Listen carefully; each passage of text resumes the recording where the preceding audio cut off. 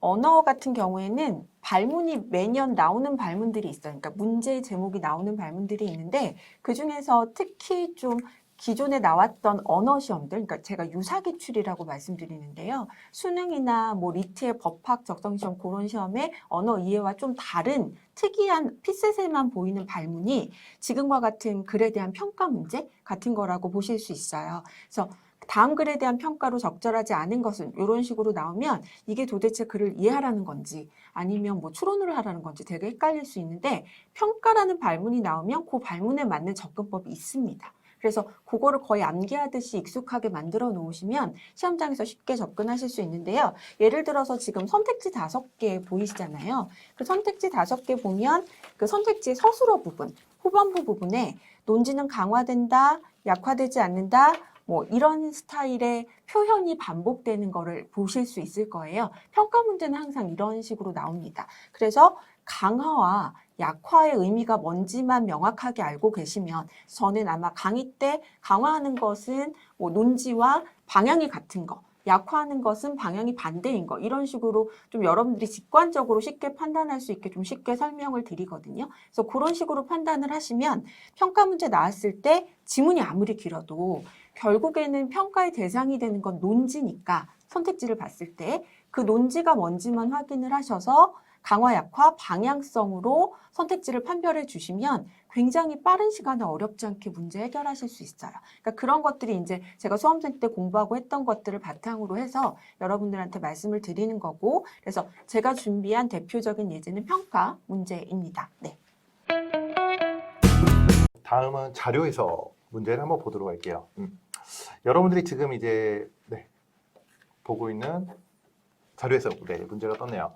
문제를 보시면 이제 그림이 2가지가 나왔는데 일단 여러분들이 보통은 이 자료를 처음 보게 마련인데 일단 여러분들이 처음 봤을 때 자료에 대해서 이게 어떤 자료인지 자료의 범위, 주제를 일단 판단해야 되고 둘 다 이제 월별, 지역별, 영상 회의, 개최 건수이지만 이제 물어보는 것 선지를 보시면 여러분들이 이제 주로 이제 지역을 물어보게 되면 그림 2를 보실 필요가 있고 이제 월별 현황을 보면 이제 그림 2를 보셔야 되는데 이제 여러분들이 일단은 그림에서 보여지는 주제를 찾고 그 다음에 이제 발문에서 여러분들이 문제를 풀어주시면 되겠습니다. 그래서 이제 1번 같은 경우 보면 이제 증가율이 나오니까 여러분들이 자료 해석에서 이제 배우게 될 증가율, 즉 분수 비교를 토대로 어떻게 이 문제를 해결할지에 대해서 앞으로 이제 공부를 해주시면 되겠고 이제 그런 선지 위주보다는 조금 더 여러분들이 직관적으로 판단하기 쉬운 문제부터 접근을 해주시면 되겠습니다.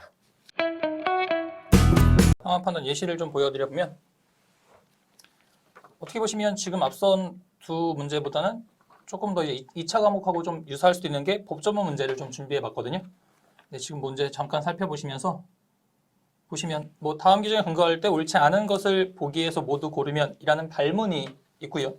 그다음 만약에 이게 2차 시험 공부하듯이 하셨다면 뭐 헌법이나 행정법을 공부하실 테니까요. 뭐 그렇게 준비하셨다면 아마 제시문으로 제시된 이 법조문을 하나하나 다 읽고 푸시는 경우가 굉장히 많으실 거예요. 근데 이거는 2차 과목의 공부법. 아마 이 문제 가지고 인적성 시험, 이제 도입되는 피셋 공부법과 2차 과목의 공부법을 좀 비교해서 긍정 있게 비교해서 보여드릴 수 있을 것 같은데 그런 식으로 제시문을 다 보고 푸시는 문제가 아니라요. 최대한 빨리 답을 내시면 되는 문제라고 생각하시면 되거든요. 그래서 제시문에서 어떤 키워드를 잡아서 문제를 풀고 아마 뭐 키워드 학습법 이런 거 얘기도 들어보셨을 텐데요. 첫 번째 조문에서 키워드를 잡아주시면 되는데 주로 효과 부분에서 키워드를 잡아주시면 돼요. 효과 부분에 있는 법률 용어를 키워드를 잡아주시면 되니까 첫 번째 조문의 키워드는 맨 마지막 효과 부분에 있는 요구, 뭐 지금 기술직인데 이렇게 나오면 이라는 댓글도 있으신데 굉장히 빨리 푸는 방법 알려봐 드릴게요. 첫 번째 조문의 키워드가 요구란 말이죠. 그러면 두 번째 조문에서 키워드는 맨 마지막에 있는 효과 부분에 있는 접수점 교부가 되는 셈이에요. 그러면 세 번째 조문의 키워드는 마찬가지로 맨 뒤쪽 효과 부분에 있는 법률 용어인 접수점 교부가 잡히게 되고요. 뭐 이런 식으로 키워드를 잡아주시면 돼요. 네 번째 조문의 효과 부분 키워드 잡아보시면 눈길이 계속 끝쪽으로 가시면 되거든요.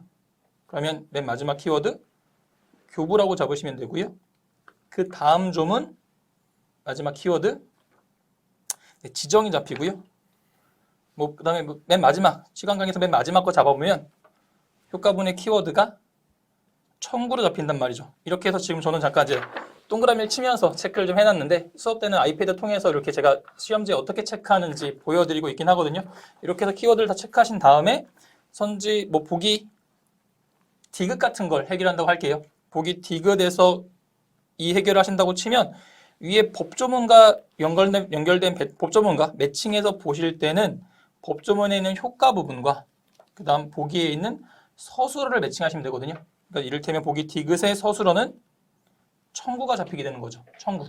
그러면 디귿에 있는 청구랑 관련된 조문은 위에 다 보시는 게 아니에요.